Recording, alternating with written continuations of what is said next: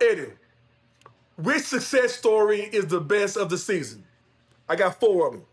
Is it OKC winning 68 games, the Cavs winning 64 games, Detroit getting the sixth seed, or Houston getting the second seed?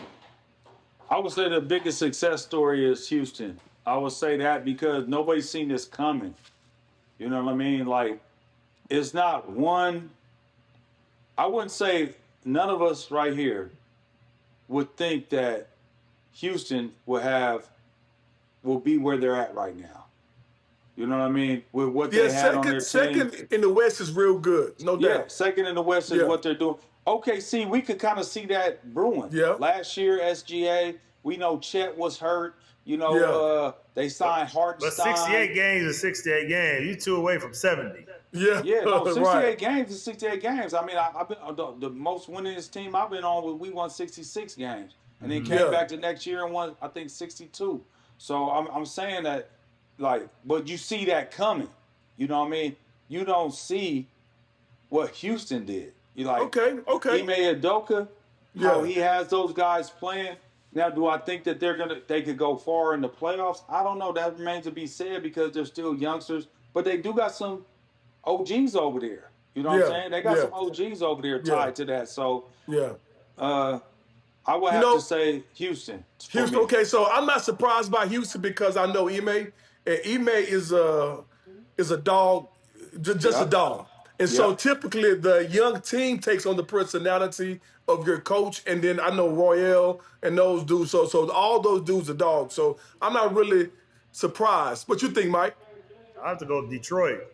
For real. That's a good one too. Detroit been the bad since Chauncey and them. Chauncey, Ben Wallace, Rip, Rashid. They've been bad since then. And for them to come and get a number 60, no one wants to go to Detroit.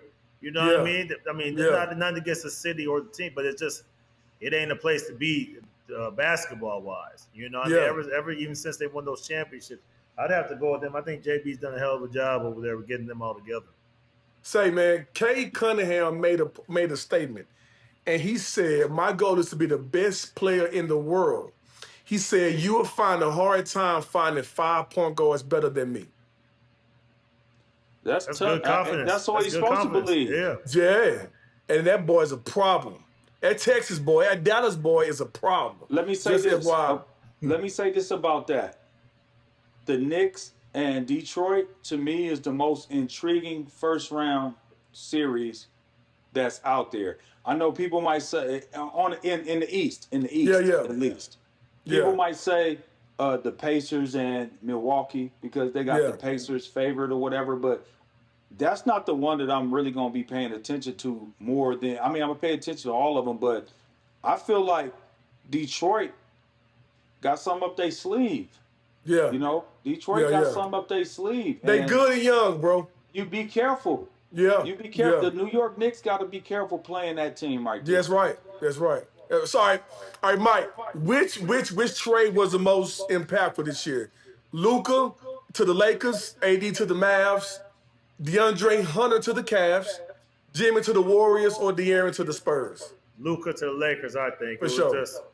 I mean, I was talking bad about it at first. You know, I thought it was a big trade for the Mavs, and it turned out it was the other way around. But I mean, they're the 3 seed right now, right?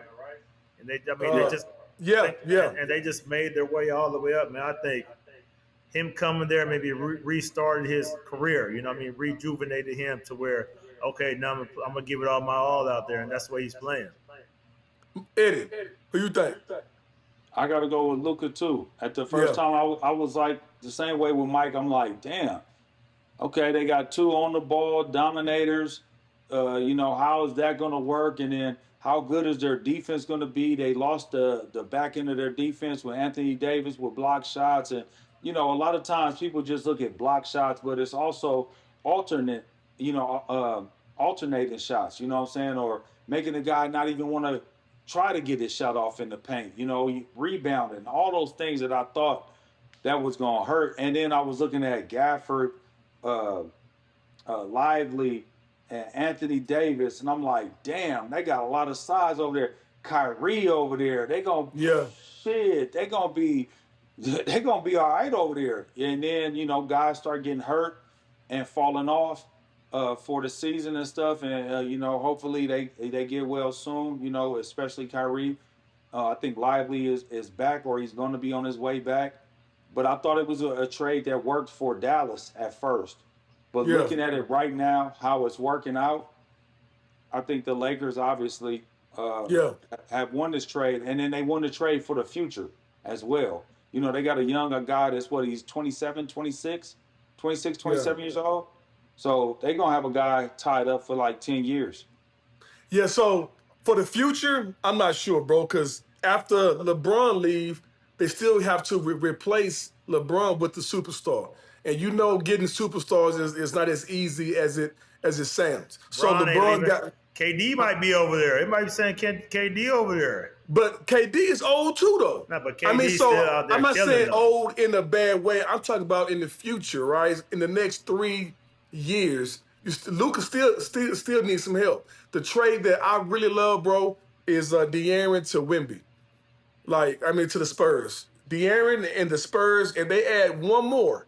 And both of them are young. Both of them are arguably, that duo can be one of the best duos in the league. And there's not much to do in San Antonio outside of just hooping. And De'Aaron, Mike, you just seen it, man. That dude's a problem, man. And Wemby, obviously, he is literally the unicorn. So I don't know. And they have a great young supporting staff. Supporting players right now. So it's a bunch of potential there, man.